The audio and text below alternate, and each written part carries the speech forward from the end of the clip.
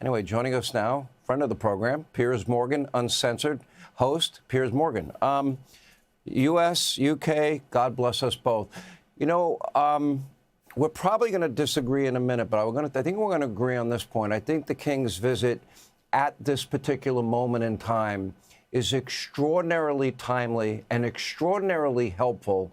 And the president's deep, abiding respect for him personally and his mother that he had personally goes a long way to maybe bridging a gap, because this gap is real, which we'll talk about in a minute. Sean, great to see you again. I honestly think that it's been one of the great days, actually, for the special relationship, because it's been fractured in recent months. President Trump has been increasingly angered by the actions of the UK government, by the UK Prime Minister.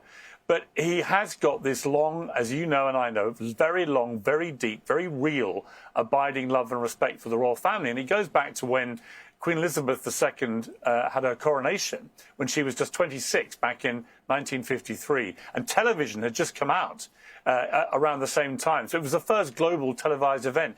And President Trump told me that he watched it sitting on his mother's knee, aged about 6 or 7, and was enthralled by the glamour and the pomp and ceremony.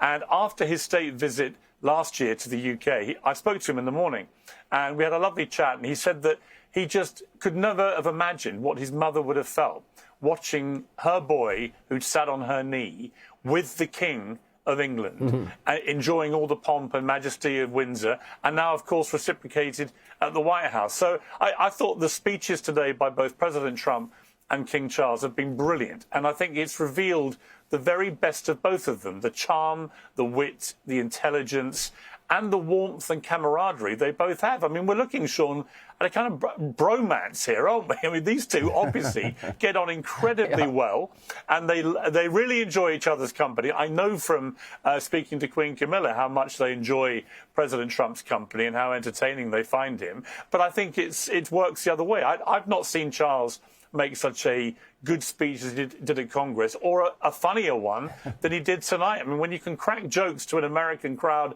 in the White House about burning down the White House, you are nailing your gig.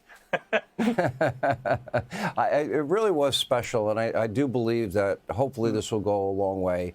We do have a rich history together, and we should be best of friends. But this is probably where we're going to part ways.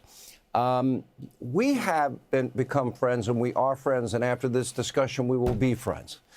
And we have a mutual admiration for one of the greatest leaders of all time, and his name is Winston Churchill. And we have discussed about our mutual passion for this man and what a historic figure he was. And, you know, in the bombing of Britain, going among the people and blood and toil and tears and sweat. And what is our aim? Our aim is victory. I have studied him. I have listened to his speeches. They are historic. They are inspiring beyond belief. And I say that as a lead up to this. I see Europe and I see your country, which I love, and you among them, in a state of decline. I think that Great Britain, unfortunately, and most of Europe and most of NATO, they have abandoned their commitment to national security and defense to the degree they need to keep up in a world that is ever changing. I see that they have embraced, once again, socialism. Margaret Thatcher warned about it herself many times, when you run out of other people's money. I think they have embraced climate alarmism. I think, and the worst part is unfettered, illegal immigration without assimilation. And I never thought in my lifetime, Piers, that there'd be nearly 100 Sharia courts in Great Britain or no-go zones in other parts of Europe. And when the United States pays 2/3 of NATO's bill, and Great Britain and France and Spain and Italy and other countries don't have moral clarity to stand with us against the #1 state sponsor of terrorism, I almost find it unforgivable. Well, a lot of what you've said about the critique of what's happened in my country has merit to it. I think there's deep dissatisfaction with the current UK government, and indeed successive governments going back 15 years or so. We've had a rapid turnaround of governments, of prime ministers, and it's all been pretty unsuccessful. So we are a country at the moment where I think our political and economic and military power has all undoubtedly receded, and our influence has receded too. And I think that why this trip is so important is that King Charles was able to remind people that at its best, an institution like NATO is a very powerful and great institution. However, and it's an important caveat that you touched on, only if all the member countries put up. And what has been happening is that we, along with many other countries and members of NATO, have not been paying our proper dues. And President Trump, when he first came into office in 2016, he was on this immediately and said, why are we doing all the heavy lifting for this alliance, this NATO, if the member countries around Europe are not going to stump up their proper dues? And he has forced many of the member countries now to pay significantly larger sums of money. And I applaud the president for doing that. He's absolutely right. Now, where I would disagree with him is about his slightly ominous comments recently that in light of what's happened with Iran, then there's no point America being part of NATO. I hope he doesn't mean that. I hope he listens to what King Charles said today. I bet they've been discussing it privately. And what I would say about Iran is the correct response of the UK government, if they took a position that they were not convinced about the legality of the war, that's a reasonable position which many countries have arrived at. You may not agree with it, Sean, but every country is entitled to. I have a long memory. I remember the Iraq War, which turned into a huge mess for Tony Blair. Ultimately, I think, cost him his legacy and his reputation. And that was where he was deemed at the time to have jumped in too quickly with President Bush in that conflict. So people have long memories in the UK, and that's what held Starmer back on this. But what he should absolutely have done, and where I have no sympathy whatsoever with the kickback he then got from President Trump, was when the United States, who are our most powerful, longest and greatest ally, when they ask simply to use our bases to be able to launch their aircraft, the correct response of the United Kingdom should have been immediately yes. That doesn't mean that we are actively engaging in the war if we have issues about whether we should be doing that. But the least you do as an ally is you allow your bases to be used if that is the request that comes from the United States. And I think it was unconscionable that our Prime Minister, when Donald Trump asked him for that, said no. I appreciate you saying that, and I think that if anything that is good came out of this trip, I do believe the one guy that could fix this is probably your king. I refer to Starmer as Neville Chamberlain. In the last century, Piers, if you look at Mao China and Stalin in Russia and Hitler in Germany and fascism and Mussolini and Tojo and Japan and the killing fields in Cambodia, over 100 million people died. And I feel like the fact that your prime minister does not forget the landing strip.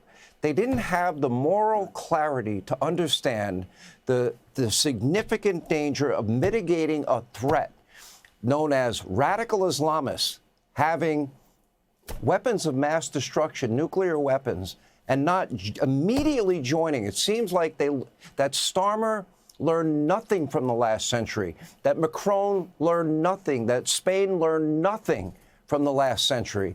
And as they disintegrate, I don't blame the president for reevaluating what's the point of being a part of NATO. Why are we paying 2/3 of the bill? I am disappointed at a level in terms of the lack of moral clarity more than anything. I think it's bigger than just being able to land our planes at our bases that we built. Well, again, what I would say back to you there, Sean, is the memory of the Iraq War lives long in the UK, and there was a widespread belief, which is held to this day, that the United memory of World Kingdom War should II? not have committed. What about World War II? Yeah, I don't disagree with you. Listen, I don't disagree with you comparing it to that, but I do think that the Iraq War turned into a fiasco as far as the UK were concerned. And of course, they were told at the time, the UK people, I remember it very well, I was running a newspaper at the time, we were told that Saddam Hussein had weapons of mass destruction, and that's why we had to go and attack it. And we did, and then it turned out the weapons didn't exist. It's a different situation with Iran because we know they have the enriched uranium. I think the biggest concerns that the UK have had, and many of the European countries, is not necessarily the validity of attacking a terrible, despotic, oppressive regime like Iran, which obviously has been an octopus supplying its tentacles to terrorism all over the Middle East through the Houthis, through Hezbollah, through Hamas, and so on. That is all unarguable. The question I think that people have had concerns about is how is this war actually going to play out, and how successful can the mission be? I don't think there's any doubt. Well, if I can finish my point, if I could, it's just that militarily, I think America and Israel have smashed the Iranians to pieces. That is, again, unarguable. But this issue around the Strait of Hormuz and the enormous economic damage that's causing the whole world is a serious concern that is ongoing, as is Iran's attacks on the Gulf states. But so is a nuclear-armed Iran. Last question, and I have less than a minute. How concerned are you that you've had unfettered illegal immigration without assimilation? And did you ever think your country would have nearly 100 Sharia courts? Well, I think it's just under 100 unofficial, unlegal Sharia courts. They're not governed by British law, therefore they're not lawful in our country. I don't feel comfortable about it. I also feel deeply uncomfortable about the persistent failures of all our governments to control the issue of immigration in the UK. Everybody does. You know, we're still getting 60,000 people coming over on small boats illegally over the southern border there. It's ridiculous. You know, I look at what President Trump has done with your southern border here in the United States. It's incredibly impressive. He's pretty well stopped them coming in illegally. But we also have an issue with unfettered legal migration, which has been way too big for a country of our size. So I think there are real concerns about that. Again, successive governments, I have to say, both left and right, have been singularly useless in dealing with this problem. What I would say, Sean, and I say this because I've known you a long time, and there's a narrative that's built up amongst some Americans, I think, that Britain has somehow been overrun by Muslims or migrants and so on. I live in London. I don't feel that. I don't see that. Yes, there are legitimate concerns about immigration, about particularly illegal immigration, and about the way it's been handled. And I'm one of the first to say that. But I do not believe my country has been overrun. And actually, coming back full circle to King Charles, I think the way he spoke up my country is long overdue. Britain remains a great country. You have a great country in the United States. We have a great special relationship. Those who shy away from that phrase, I think, should come back now and embrace the fact that we have a great joint history together. Yes, we will sometimes get things wrong on both sides, and King Charles alluded to that. But I think fundamentally, as you and I are doing now, Sean, we can agree to disagree on some things. We can have a civilized debate, and you and I know we will always remain friends because I have a great abiding 100%. Respect for you, and I hope Except it's, if you try to reciprocated.